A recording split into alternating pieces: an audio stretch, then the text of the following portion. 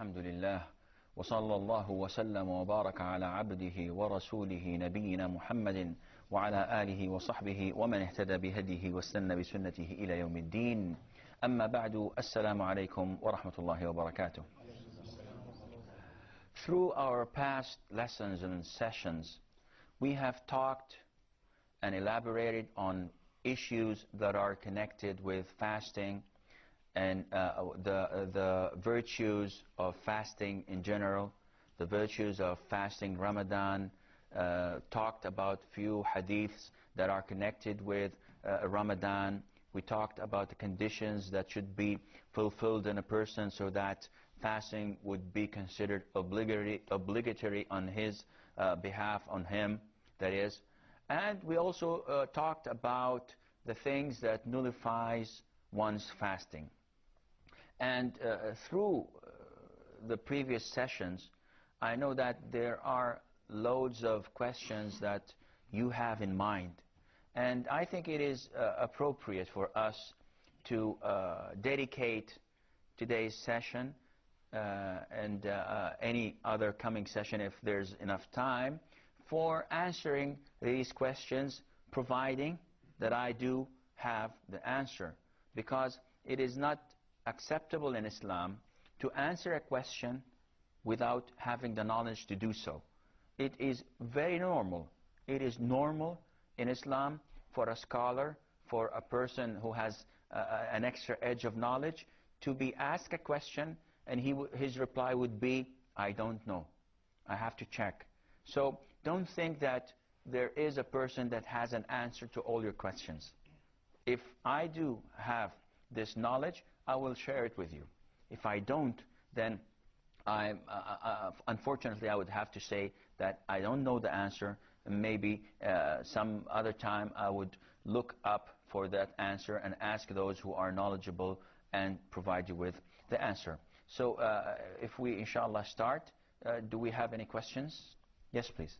Bismillah ar-Rahman ar-Rahim. If a Muslim dies during the month of Ramadan, is it a must for his family or relatives to compensate this month for him?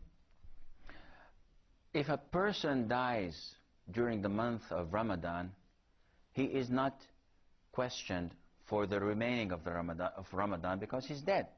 Now, the question comes, is he questioned for the days he did not fast due to his illness or not? Well, if scholars again have different opinions regarding this. If the person dies while being ill and he had to break his fast due to illness, and he dies before being able to make up for those days, then no one is to fast for him. And he is not punished for that, and he is not questioned for that, because he did not do anything, he did not hesitate to make up for that for those days. He was simply unable to fast it. So Allah Azza wa Jal excuses him.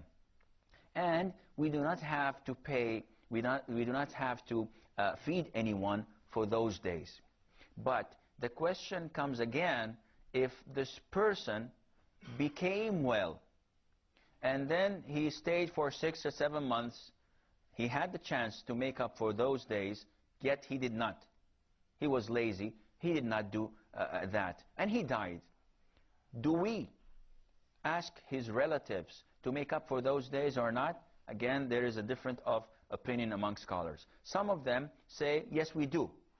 And they take this from a hadith where the Prophet ﷺ was asked.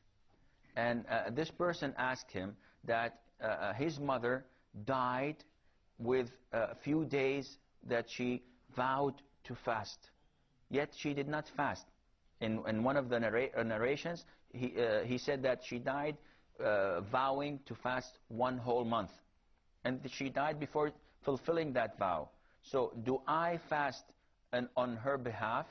So the Prophet asked in a different way, just to illustrate and explain this. And he told him, do you think that if your mother had some debts on her, she borrowed some money, would you pay that money back after her death?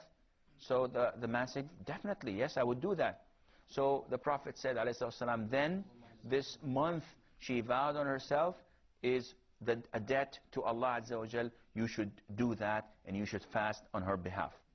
This is the first opinion of some scholars that say, yes, we should fast for the days that this ill person who died without making them up, though he had the chance to do that.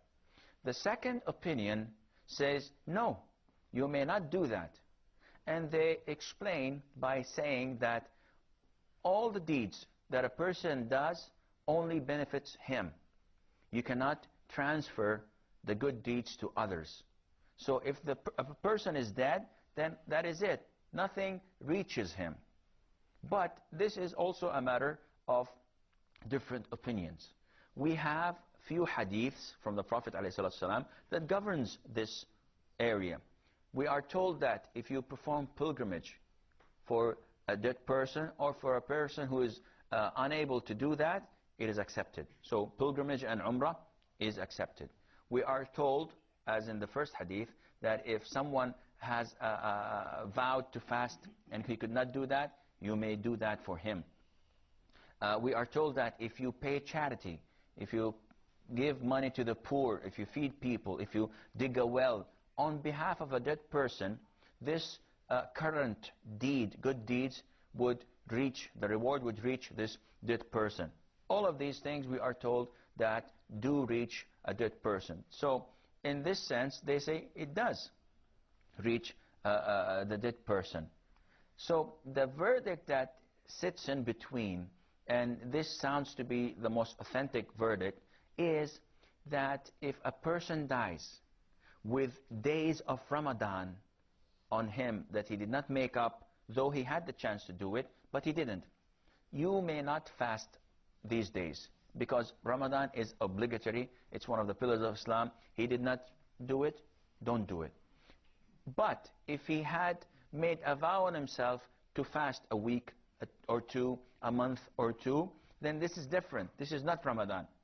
It's something that he had committed on himself voluntarily.